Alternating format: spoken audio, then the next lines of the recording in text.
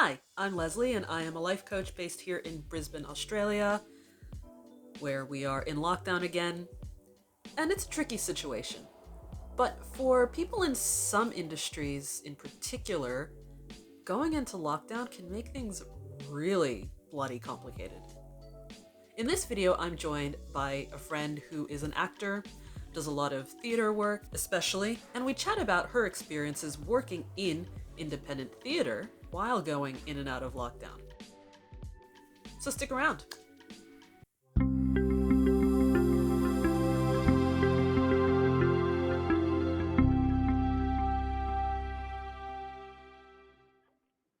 Hello, good morning. Hi, how are you? How you doing? Yeah, I'm okay. Down here in cloudy Melbourne. Oh, lovely, lovely. So, who are you? Hi, I'm Andrea. I'm Andrea McCannon. I'm also Andrea Watts, which is how we know each other. Andrea McCannon is my stage name. I'm an actor. I also have another life in the English as a second language teaching industry. And I've been acting my whole life really, but professionally in Australia for about 15 years. Grew up in the UK, went to uni and drum school there, and then left to go traveling for 6 months. Ended up in Vietnam for 5 years, which is where I started teaching English, which is another connection that you and I have, although not there at the same time. Yeah. Then met my Aussie husband, moved to Melbourne in 2005. Bits and bobs of TV and film work and indie theatre and ads and educational videos and voiceovers and all that kind of stuff. All the work of a jobbing actor who doesn't quite make enough money from acting to not have to do anything else with their life. Yeah. How do we know each other? Yeah, so we met at RMIT training, gosh, ages ago now. What would that have been, like 2010 maybe? I think it was 2010 or 2011. Yeah. One of those. Yeah. You were doing the e-learning, working on that project, and you did some voiceover for me because I was in charge of producing all of the audio content for the English language courses. Yeah. You were great. And thanks. It was so nice to have an authentic North American accent as well, rather than. I remember a couple of times being in the booth and finishing a recording, and then one of the other actors would be like, "Your American accent is really good." And I'm like, "Thank you." Yeah. Sure. I really enjoyed it. Yeah, no, you definitely had a flair for it. I think it's one of those things where if you can get out of your own way enough to take the feedback and improve, then you'll be fine eventually. And some people can and some people can't. And, that's just, everyone has skills. I still remember my breakout character, Ramona King. Oh, yes! The citizen journalist. The citizen journalist, Ramona King, creator of Ray King. Yeah. No, fun times. It's so funny because also some of those recordings are being used in the overseas courses and things like that.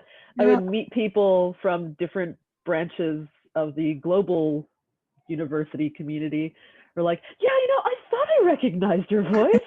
You were Ramona King, weren't you?" It's like, yes, I was. Yes, whereas my claim to fame was, "You will hear the recording twice." All of those intros to the assessments.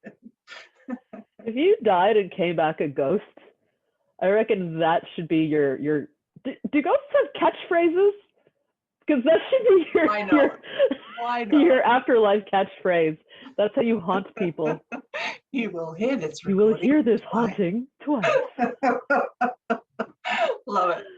Yeah. All right. So you have just gone into lockdown again in Melbourne. Yes. We're in Number lockdown here in Brisbane. Number 6. yeah. Yeah. And you were supposed to be doing something pretty important when this most recent lockdown was announced, yes? Yeah, so lockdown was announced at about 4:15 on Thursday afternoon. I had just sat down in front of the TV to start writing my congratulations on opening night cards to my fellow cast and crew members of a play called Just a Boy Standing in Front of a Girl that was due to open at 45 Downstairs, a lovely theatre in the city of Melbourne here, at 7:30 that evening. It was devastating, actually. It was really devastating because we'd just come through a lockdown. So we'd just come through lockdown 5, which happened at about 2.5 weeks to go, in the middle of our rehearsal period. So, of course, we suddenly went from having like a 6-week rehearsal period to having a 3.5-week rehearsal period. We did what we could over Zoom in the rehearsal time. So then we came out of lockdown on the Wednesday of last week, the week before. We kind of crammed as much rehearsal as we could into 4 days, I think we had, and then we got into the theatre on Monday for bump in. We had 2 massive days of tech and dress. We did a photograph dress rehearsal on Wednesday afternoon, and then we did a preview on Wednesday night with a handful of audience members.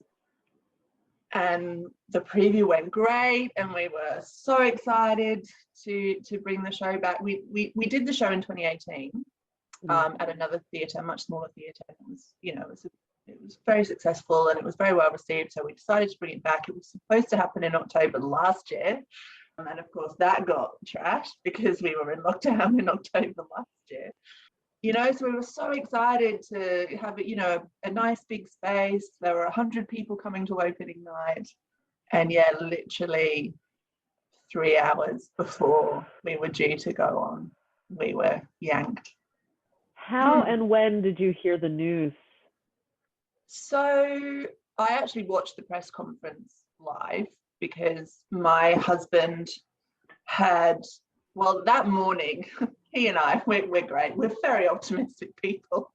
That morning he'd come in and said, there's been 3 cases. And I know this isn't what you want to hear, but if I was Dan Andrews, I'd be thinking about lockdown right now. And then at about 3:30, he came into the lounge and said, I don't know if you've heard, but there are 7 more cases and they're talking about lockdown. And there's going to be a press conference at 4. At that point, I was like, oh, okay, well, I guess opening night will also be closing night.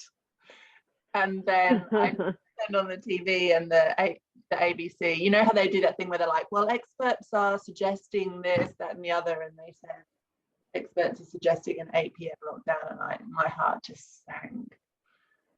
So I watched it just to make sure, and we have a little WhatsApp group with the cast and the director and the writer, and I think we tried to do this big rally that night. We were like, okay, so we come out of lockdown next Thursday and we've got 3 days left, so we could do a Friday night show and 2 shows on Saturday and 2 shows on Sunday, and we get 5 shows into that weekend. And we were all like, yay. But I think and look, that may still happen, but I don't know, with the numbers this morning, I'm not super hopeful, I have to say. What are your numbers this morning down in Victoria? 29. I think there were 29 new cases, and none of them had been isolating, which is the key. So I don't know if we'll come out on Thursday. Fingers crossed. Yeah. We had, I think, 10 new cases yesterday, but most of them had been in isolation, I believe, which is a good sign, but it's quite like, I haven't even looked at case numbers for today yet, but it's quite likely that our lockdown, which is supposed to be lifted on Sunday, is not going to be lifted. Yeah. I really don't think it will. Yeah.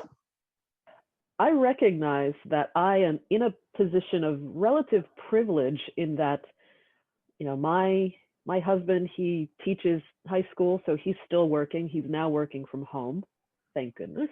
And with my life coaching, I just move my clients onto online coaching, and it's okay. Yeah. Sure, we're still impacted in a sense, especially as a small business owner. But man, I really feel for people in the entertainment industry in particular, and in industries that rely on the physical presence of people. My goodness. Yeah. I mean, I'm the same as you, Leslie, like, because, you know, for better or for worse, acting is not my full-time job. I do have another income stream which isn't affected by the pandemic. So financially, I'm fine, you know, and I have a warm, safe, secure, comfortable home with a partner that I enjoy sharing the space with. You know, there is so much to be grateful for. And if I'm really honest, it's only been these last 2 lockdowns where I have been really badly impacted, you know, personally impacted. And, you know, that puts me in an incredibly privileged position, and I'm very aware of that. But I'm really feeling these two. And I think one thing that I really learned last year with our really long lockdown in Melbourne was it's not only okay, I think it's essential to be able to both recognise that you are in a privileged, fortunate position, and also recognise that you're feeling really shitty and that things suck right now. Because, you know, a friend of mine is constantly kind of saying, but, you know, I know that I'm so much better off than people. And she does it in a way that I feel she's kind of denying her feelings, like she's not allowed to have the feelings that she's having because other people are worse off than her. And I think that can be quite dangerous too, like as dangerous as not realizing how well off you are in the first place. So I agree. I'm trying to kind of keep those two things in mind, that yes, so far I've got out of this pretty lightly, but yes, now honestly I'm feeling pretty low, and that's just where I am right now, and it'll pass and I'll get over it and we'll move on. But I think it's important to just acknowledge that it sucks. And you know, the producers are going to lose money. Other cast members have taken shifts off work to do the show. We've put in so much time and effort. The will that was needed to keep rehearsing during lockdown when we weren't sure that the show would go ahead, which it didn't. You know, all of that takes a mental toll. And everything you've just said about that is so incredibly important. I work in the personal development industry, you know, and so many of the people in my industry fight against that whole vulnerability thing, who fight against that whole letting yourself feel down thing. There's too much of a focus on this, just think positive thoughts, good vibes only. And like, you can compare your situation to others and say, oh, well, I don't have it that bad, but that doesn't deny your reality that you're experiencing. And it's important to know that if you need to take that time to be down and process that, that is a valid thing. There's no one who's going through this completely unscathed. No, that's right. And if they are, they're probably some greedy a-hole who lives off of the exploitation of other people.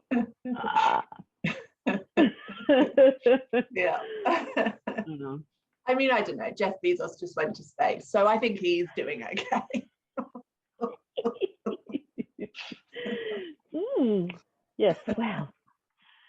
Who are you spending lockdown with? My husband and my cat. Yeah.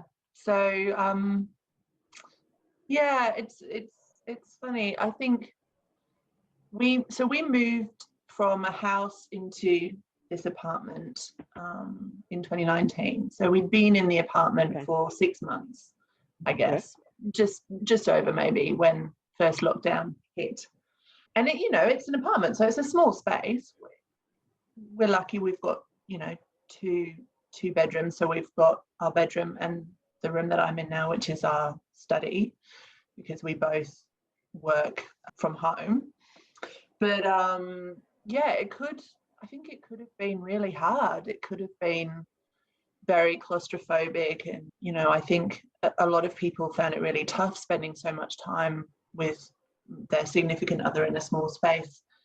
And I think one thing that Drew and I both kind of agreed on last year was that we felt very fortunate that turns out we actually still enjoy each other's company after 20 years.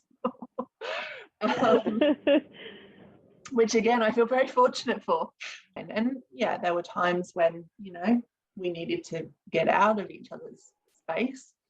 That's what our 2 hours of mandated outdoor exercise every day was for. But yeah, it's been good. I actually started a new job in the last few months where I do go back into an office now when I'm allowed. So that does get me out of the apartment. But we spent the whole of last year sitting literally 3 feet away from each other across desks like we're in an office. And it was fine. We had to do a little bit of negotiation around, well, I've got a Zoom in half an hour, so where are you going to go while I do that? But, we have the same ridiculous sense of humor. Yep. We both like eating and drinking. We negotiated Netflix together. Yes. And we were very lucky that we got a rescue cat just in that period between lockdowns last year. And I think she definitely was an added dimension, because it just gives you that extra focus that isn't either of you. We don't have kids, so the cat is that focus for us. Yeah, she's been it's been really lovely having her around as well, I have to say. Have you run into any lockdown protesters in your circles? Not protesters. I know a few people who are skeptical about vaccines, and a few people who are skeptical that COVID is as significant as we are being led to believe. And I always find those views very surprising, because they're not the kinds of views that I would expect the people that hold them to hold. That's such a thing too. And I think it's such an illustration of how pervasive a lot of the messages are, that it's not just a bunch of lunatic conspiracy theorists who are upset about this. It's also like intelligent people who genuinely care about the people around them. And a lot of times their motivations are coming from a place of concern. Absolutely. Which is important to recognize, but it's also a little scary. Yeah.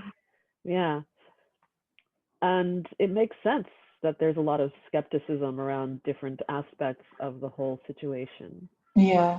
My question in those conversations usually comes down to, what specifically do you reckon we should be doing right now? A lot of these conversations just turn into name calling back and forth.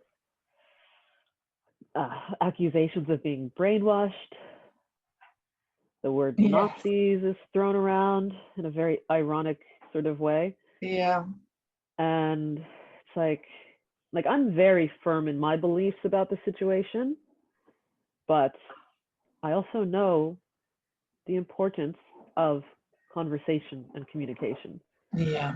Yeah. And that's something that, we've had a lot of experience with just in the English language teaching and training realm. Critical thinking skills Yeah. are at the core of academic English development. Yeah. Yeah, I think it's true. And I think it's so easy these days. And look, I'm guilty of it myself as well, that you read something online that really resonates with you. And suddenly that becomes the truth of the situation. That becomes the facts of the situation. And I think that that gets magnified so much more quickly and so much more easily now than it ever used to.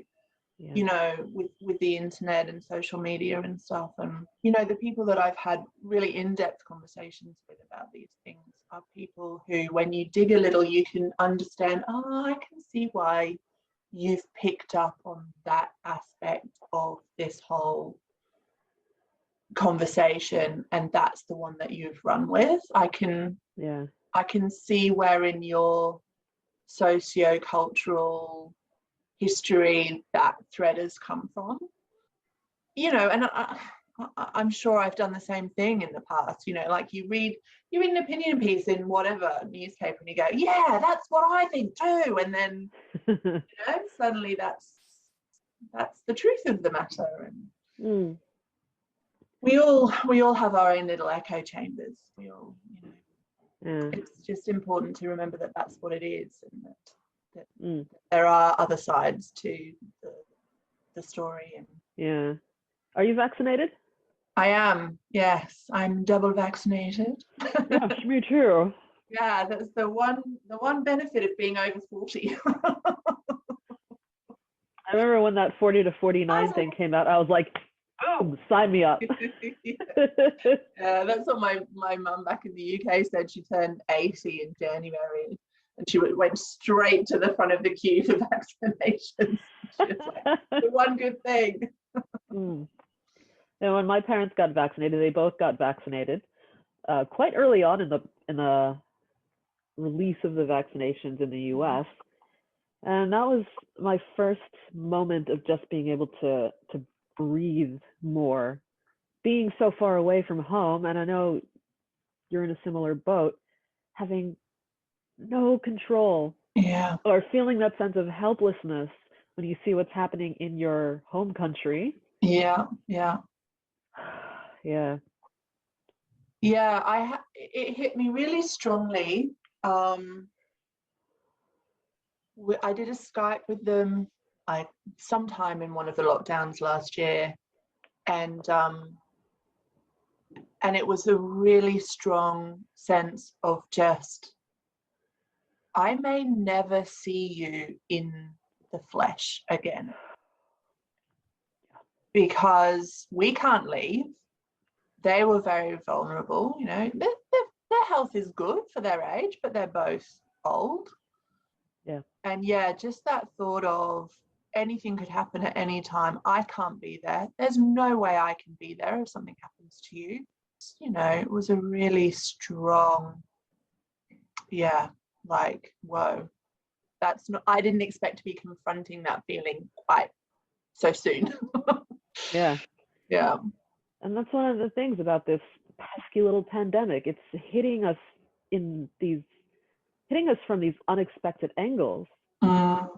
And I remember thinking, one of the things that really irks me in the debates around how to handle COVID, because it's not just one side versus the other thing at this stage. There's so many different debates happening within that, is that like both of my parents have underlying health conditions that would make it really scary if either one of them were to contract COVID.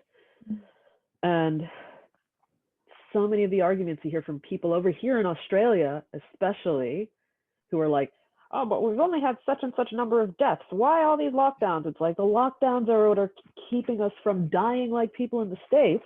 Yeah. Is when people say they want to know right away, like, oh, but do those people have some underlying health conditions? And it's like, let's unpack that for a minute. The argument that, like, you know, healthy people are fine. Healthy people should be free to just do whatever. You know, don't lock up the healthy people too. And it's like, first of all, you can't just isolate the vulnerable when a lot of people don't know that they're vulnerable. You can't just isolate the elderly, because you've got the same people making those arguments also arguing that they should be able to visit their old relatives in nursing homes. Yeah. And it's like, if someone has an underlying condition that they've been living with for decades, and then COVID is the one thing that gets them over the edge and kills them, we should be pretty darn ticked off at COVID. It's like, oh, look at me. I've been managing my chronic health condition very well for many, many, many, many years. And it's like, oh, COVID. Yeah. And people have this warped idea, I think, in their mind of what an elderly person looks like now. It's like, you know, people in their 80s and blah, blah, blah are going to die anyway. It's like, what do you think an 80-year-old looks like? Do you think they're this frail little person pushing a Zimmer frame around, just constantly on the edge of death? No, there are 80-year-olds out there who are doing all sorts of amazing things. Yeah. Yeah. There's no reason they should be on the chopping block just because someone wants to go get their hair cut or something. Well, and what's really to make an exaggeration. Yeah, no, absolutely. But I think what's really interesting about that as well is that in every single aspect of old age and health, apart from COVID, we insist that our old people cling on to life until the bitter end. You know, like Drew's mum passed away last year after an incredibly lengthy decline with Alzheimer's that went on for such a long time. And, you know, it's expected that whatever the health condition, you keep going until the very last possible moment. You know, like, look at all the difficulty that there is in passing euthanasia laws around the world. And, you know, it's just like, life is precious, you must hang on to it. Except when COVID comes into the equation, and then suddenly you're expendable because you had an underlying health condition. Because those other the underlying health condition doesn't impact me until it means that I lose my freedom because we have to protect you from COVID. So that seems to be the thought process. You know, as soon as it impacts me personally, it's not okay anymore. You're expendable. Yeah. This whole notion of people engaging in lockdown protests being freedom fighters is insulting. It's insulting for a number of reasons. First of all, if you're actively marching side by side with anti-Semites, you're not a freedom fighter. If you are actively marching side by side with people who have denied the sovereignty of Palestinian peoples and favor Israel in that context, you're not a freedom fighter. If you are marching side by side with people who believe in global cabal conspiracies perpetuated by Jewish people, you're not a freedom fighter. If you have never engaged in human rights activism prior to these lockdowns, you're not a freedom fighter. You may be one of the nouveau oppressed who doesn't know what to do with this new feeling of oppression, but you're not a freedom fighter. I love the post that Amnesty International put up with the masks. And like, being asked to wear masks is not a violation of your human rights. Love Amnesty International. Yeah. It's like, I understand the pain and the frustration that people are feeling. Like, I get that, and I can sympathize with some of the concerns, but it's the context that is lost in a lot of these discussions. Yeah.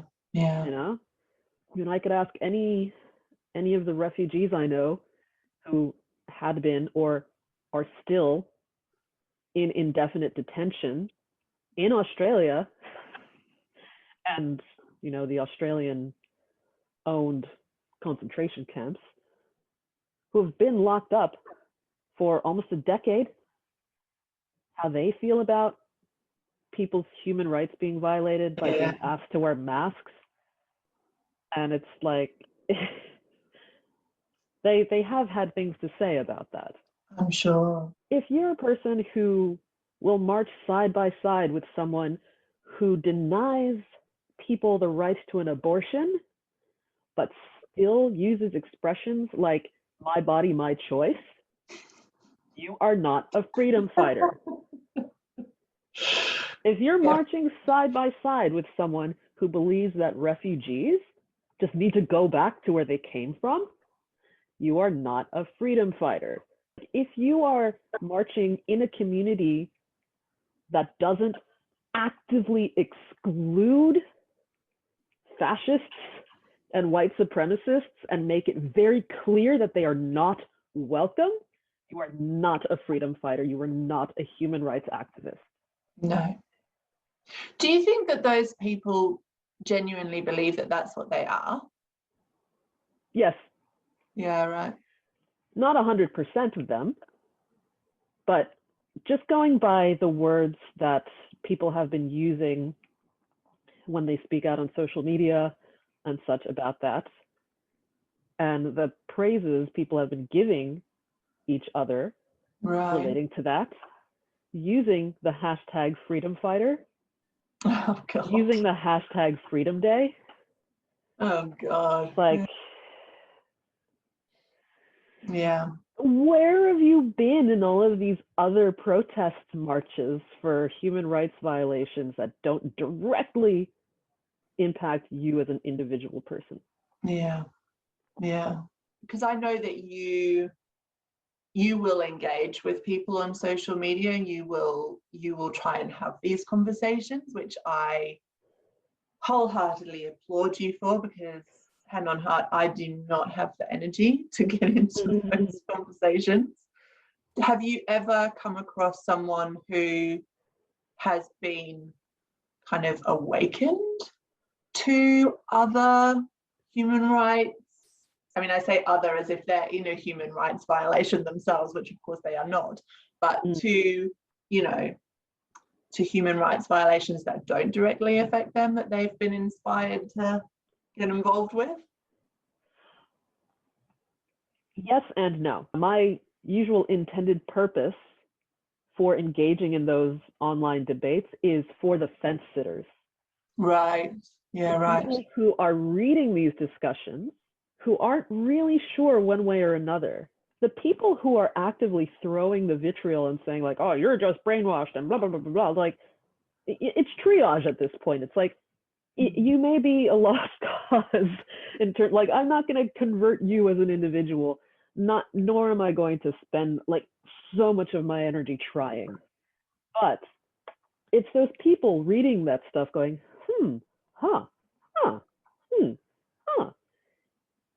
they're the ones that those conversations are for. Yeah, okay.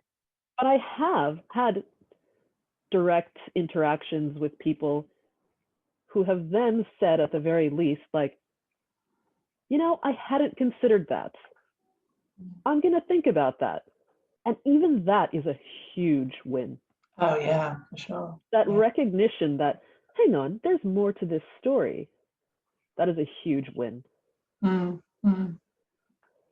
Well, I've definitely learned things just from following your Facebook posts and Yeah, absolutely. Like there are sides of many situations that I hadn't considered before you kind of raised them. And like I remember you posting something about Black women's hair and like physical appearance and makeup choices, something probably last year sometime. Yeah, the features of Black women's bodies and appearance. Yeah. And it really gave me pause, because I thought back to when we used to work together and you used to go get your hair braided, and like I was very fascinated by this process of you getting your hair braided. And I was like, okay, so I need to rethink back over those conversations and think about whether I was kind of being intrusive there with my questioning. And you know, but it's those little things that you know, they add up to the patchwork of understanding that we all need to try and accumulate. And it was just something that I had never considered as a privileged white woman whose hair is, you know, just considered to be normal people's hair. And suddenly to just go, oh yeah, that's something that I've never had to think about. There's a great John Oliver segment about that exact thing. Oh yeah? Have you seen it? No. Oh, you have to see it. It's very entertaining. Okay. Yeah. Have you found, in terms of COVID skepticism and people's feelings around vaccines and lockdowns and things, that there are, like in the theater community, has there been any lean one way or the other? I don't know that I could speak for the whole community really. And you know, the indie theatre scene in Melbourne is pretty compact, I guess. I can't think of anyone I know, maybe one person actively in the theatre community in Melbourne who isn't getting vaccinated, wanting lockdowns to happen and happen quickly so that we could get back open again. You know, and people are really hurting. I have a friend who's in one of the big stage shows in Melbourne who has been in and out of work all year because of is it 3 lockdowns we've had this year now? Maybe 4. And because he works in one of the massive theatres, they can't go back at 100 audience members. You know, like the producers would lose so much money to put the show on, to pay all those people to be in the theatre for 100 tickets sold, when that theatre seats, you know, probably over 1,000. It can't happen. So he won't go back to work until they can be at capacity. But he is still staunchly, yes, it sucks. We have to do this lockdown so that we can get over it, so that we can all go back to work, so that we can keep everybody safe. You know, please get vaccinated. I mean, he is just such a really impressive person in terms of just trying to keep on track, keep as positive as he can, whilst acknowledging all of the, you know, desperate feelings as well. So yeah, I think everybody, you know, like most of my cast, I think, have had at least one vaccination. Some of them have gone and gotten AstraZeneca because they're not old enough to qualify for Pfizer, and they've made that choice to go and have that chat with their GP and go and get AstraZeneca. So 99% of people that I engage with in Melbourne feel the same as I do, that it sucks, it's got to be done, we should get vaccinated as quickly as we can, so then maybe we can get back to some kind of stability. I don't know that anybody is using the terms return to normal these days. I think people just want to be able to like plan a birthday party at this stage. You know? Yeah. You know, the actors that I follow on social media are all posting their vaccine photos and getting some flack for it. And some of the more high profile actors, like they do put themselves open to, you know, a lot of criticism and a lot of just nastiness, I think, when they post things like that. So props to them for doing it, because it would be much easier just to quietly go off and get jabbed and not tell anyone about it. So yeah, it really feels like you're making an official public statement about how you feel when you post those pictures. Yeah. And I find it very interesting that that's where we're at in 2021. Yeah. You know, following the official health advice of your government is a political statement.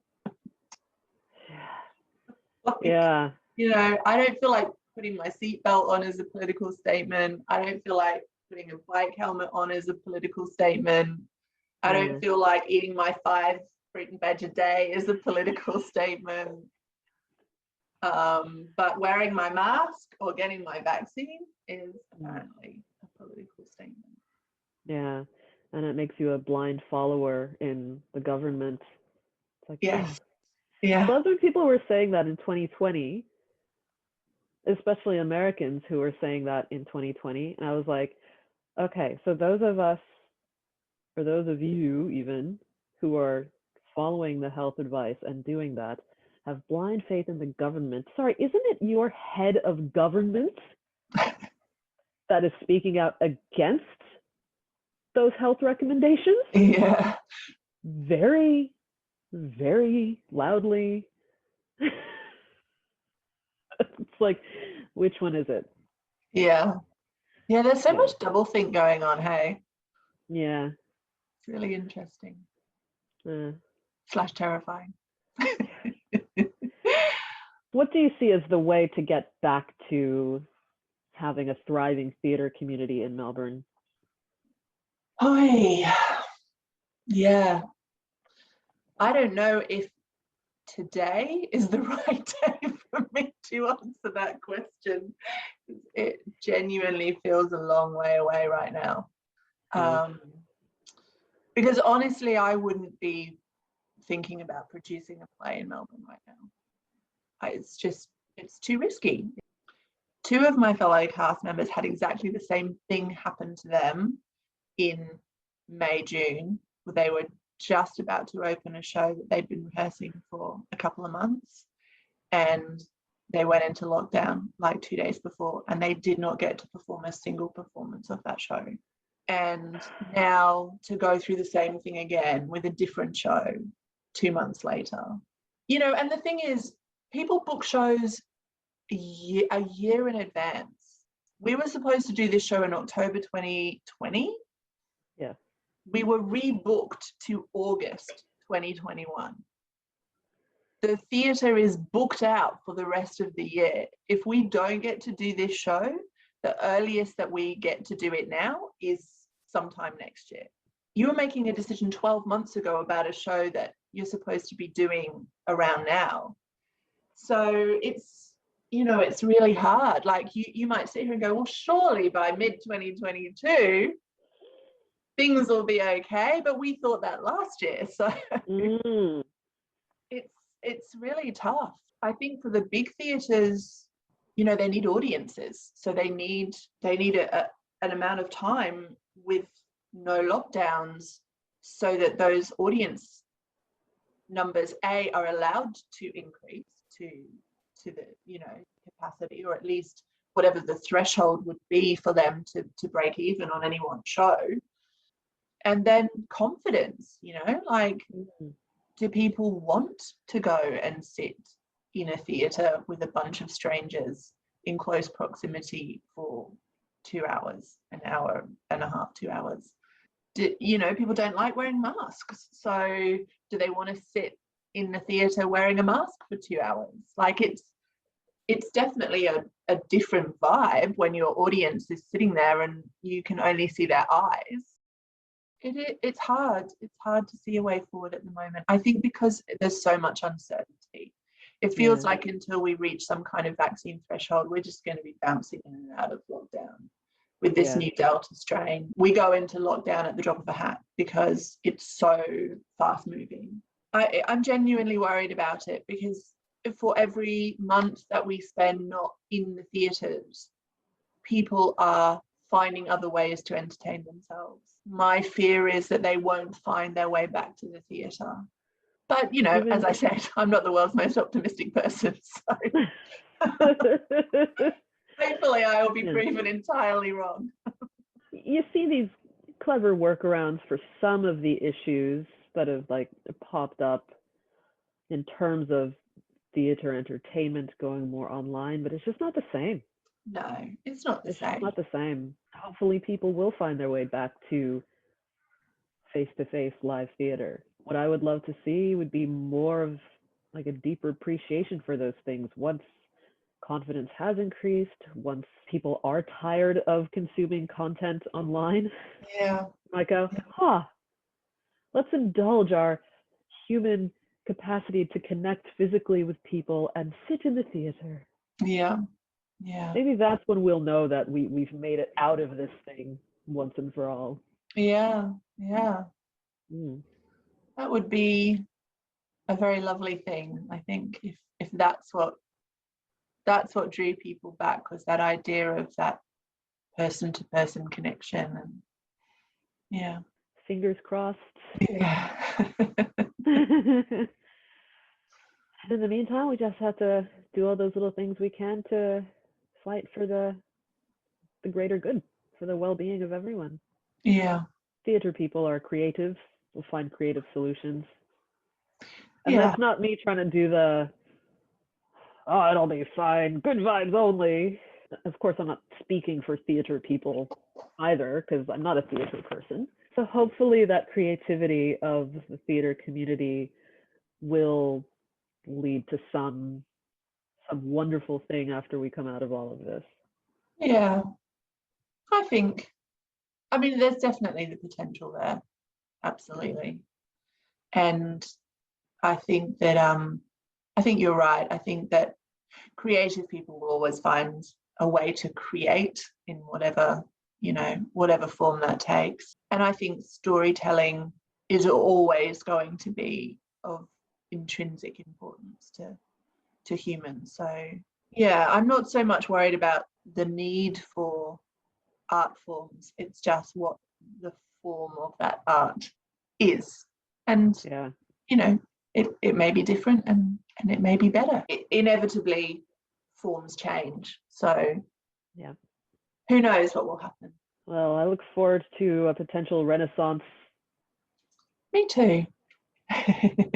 Maybe there'll be some level of artistic and creative activism that turns people more towards like that face-to-face interaction. Yeah. In the meantime, how are you going to take care of yourself today?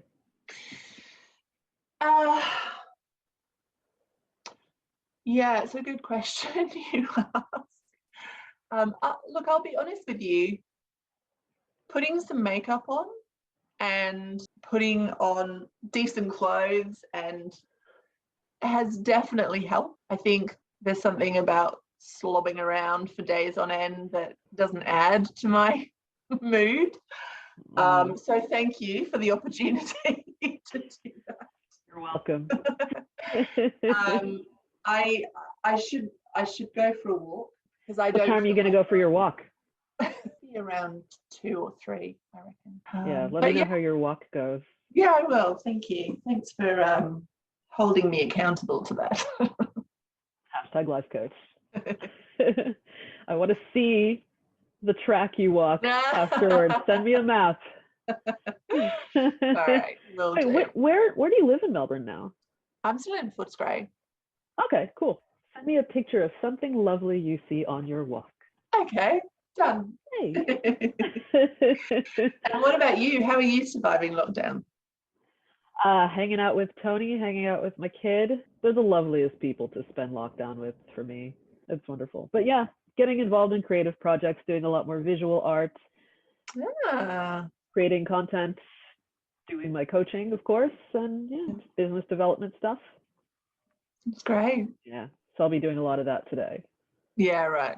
Yeah. So thank you so much for joining me for this conversation. Seeing how different people, like the individual stories of people impacted by these lockdowns in particular industries, is so fascinating. It can become really faceless after a while. Yeah. So it's like, no. I want to talk to like the individuals. Yeah. Thanks for asking me. And it was so nice to reconnect. Yeah, it's been a long time. Yeah. All right, my dolls. Have a great day. Thank you. Thank you for watching, and if you found this video helpful, make sure to give it a big thumbs up and share it with someone else who can benefit from it. Subscribe to my channel and hit the notifications bell so you know exactly when I've uploaded a new video. You can also book a free life coaching session with me through my website, leslievcoaching.com, and we can work together online or right here in my studio.